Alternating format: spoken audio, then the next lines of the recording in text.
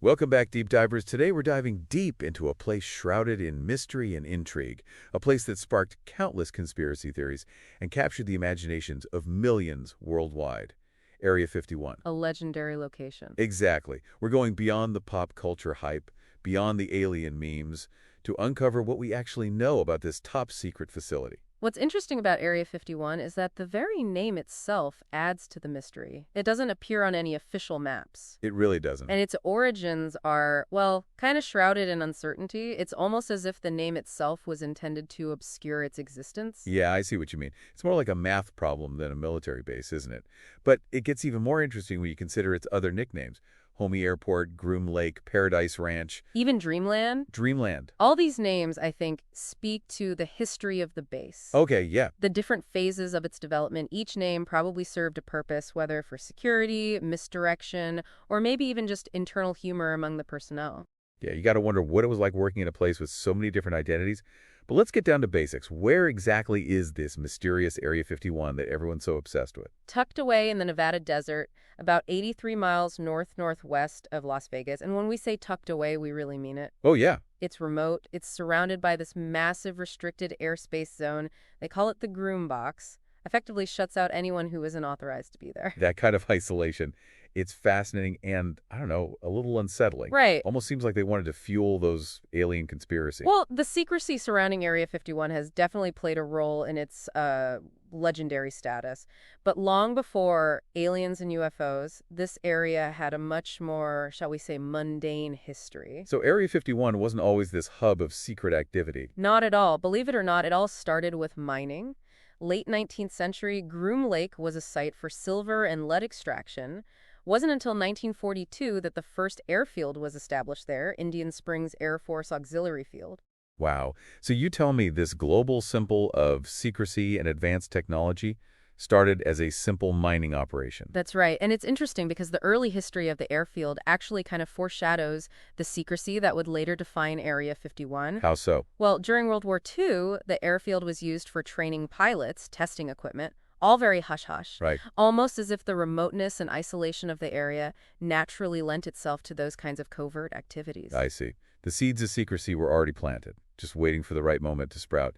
And that moment, it seems, came in 1955. The CIA's Project Equatone. Absolutely. Project Equatone was a turning point, transformed Area 51 into a hub for classified aircraft development, and at the heart of it all was a truly revolutionary aircraft, the Lockheed U-2 spy plane. The U-2, a Cold War icon. But why did they need such a remote, secretive location to test it? Well, the U-2 was designed to fly at unprecedented altitudes, Right. gathering intelligence deep within Soviet territory.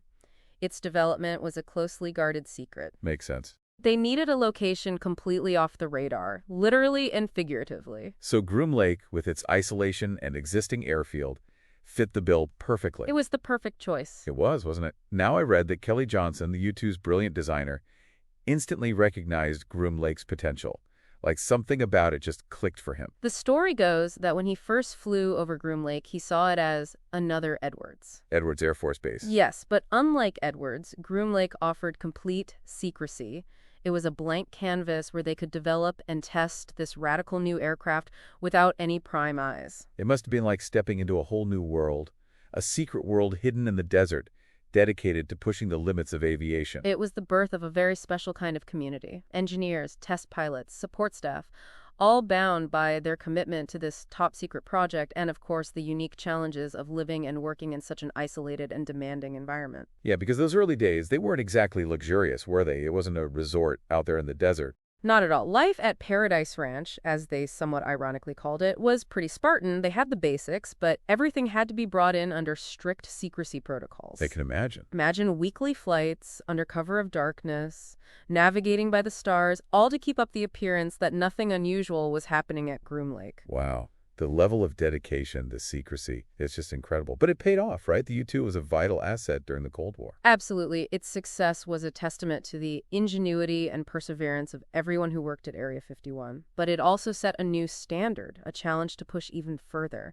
to develop even more advanced aircraft. To push the boundaries of what was possible. Exactly. And that's a story for part 2 of our deep dive. So the U-2, yeah, it was groundbreaking. But the Cold War, it was this constant race for technological superiority. They needed needed more. They always need more, don't they? They do. The need for faster, higher-flying reconnaissance. That led to Project Oxcart. Project Oxcart, the birthplace of the SR-71 Blackbird. An aircraft so iconic, it's practically synonymous with speed and secrecy. But I thought there was another aircraft involved too, right? Something even more mysterious. You're thinking of the A-12? The A-12. The Blackbird's predecessor.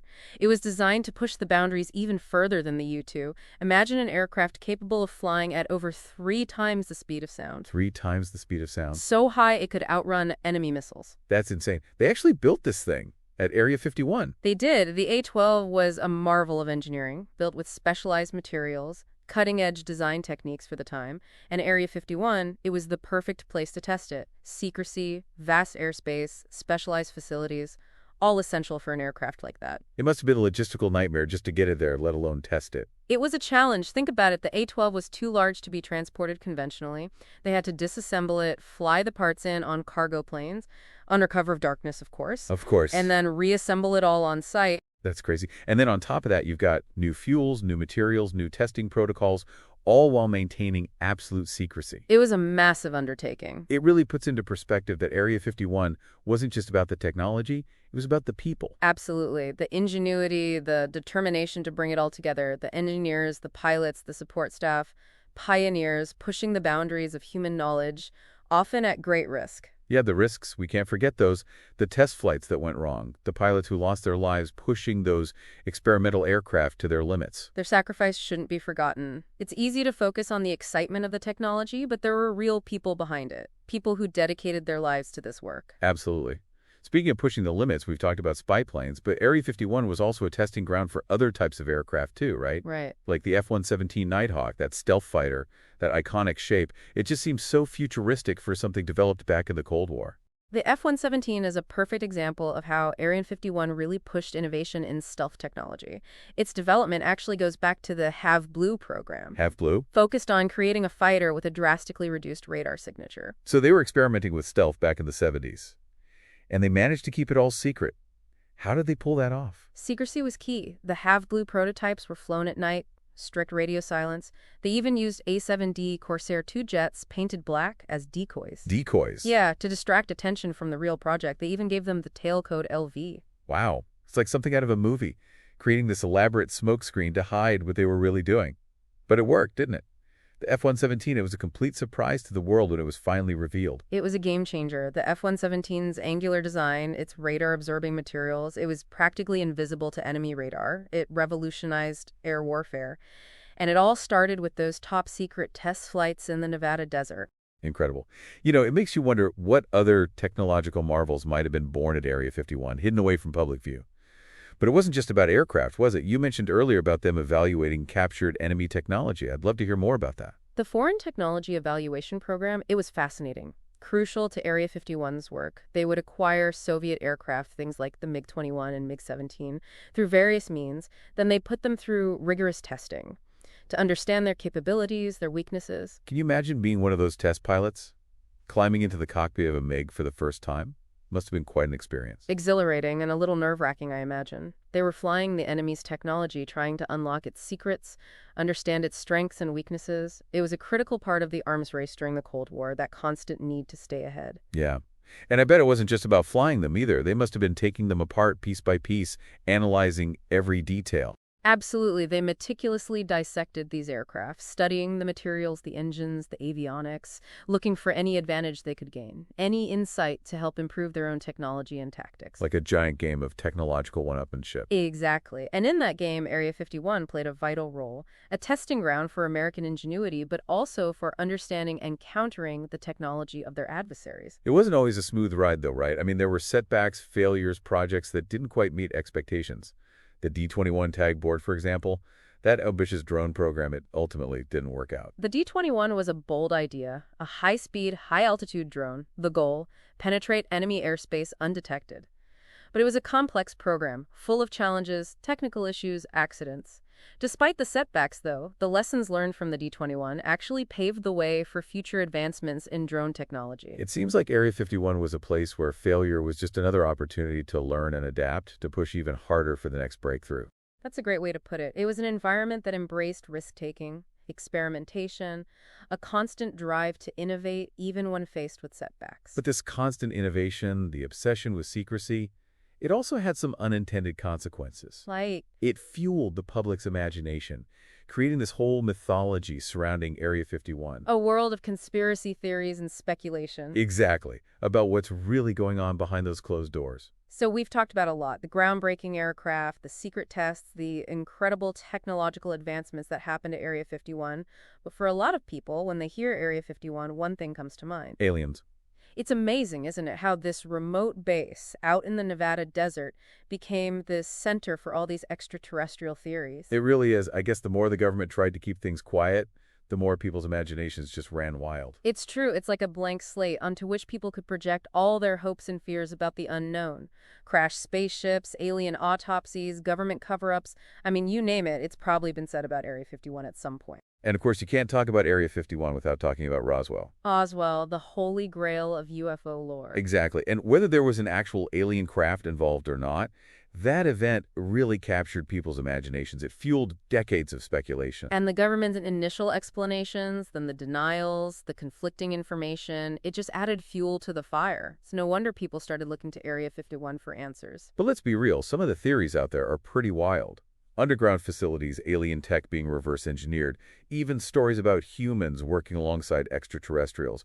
I mean, it's easy to dismiss these as pure fantasy, but there's this part of me that wonders, why Area 51? What is it about this place that makes these theories stick around? Well, I think it's the combination of secrecy and that advanced technology we talked about. We know they were pushing the boundaries of what was possible at Area 51, so maybe, just maybe, they did stumble upon something truly extraordinary out there. It's that allure of the unknown, right? The thought that there might be things happening beyond our understanding, secrets hidden from us. And Area 51 becomes a symbol of that hidden world where anything feels possible. Even if it's just our own imaginations running a little wild. Right. But it's not all about aliens, is it? There are theories about other secret projects going on at Area 51. Of course. There are those who believe they're researching advanced weapons systems, developing exotic propulsion technologies, even experimenting with weather control. Weather control? Really? And mind manipulation. Oh, come on. I know, it sounds like something out of a movie, but these ideas, they tap into our real-world anxieties about how these technologies might be used. For good or for evil? Exactly. It's both exciting and terrifying at the same time, this idea that technologies that seem like they belong in science fiction could actually be in development somewhere, hidden away, makes you wonder what else they might be keeping from us. Right, and that's the thing about Area 51, isn't it? The government has released some information about its history, but there's still this feeling that we're just scratching the surface. That's what keeps people coming back, I think, this sense that there's always more to uncover, more to learn. So yeah, we may never have definitive proof of aliens at Area 51, but the story of this base, this fascination, it says something about us as humans, doesn't it? It does. It speaks to our curiosity, our desire to make sense of the unknown, our constant push to explore the limits of what's possible. And as long as there are mysteries in the world, places like Area 51, they're going to continue to capture our imaginations. They remind us that there's always something more out there waiting to be discovered. So while we may not have found little green men hiding in hangars, we've uncovered something pretty incredible nonetheless. The story of human ingenuity, of pushing boundaries, of that enduring quest to understand the universe around us. That's the real legacy of Area 51.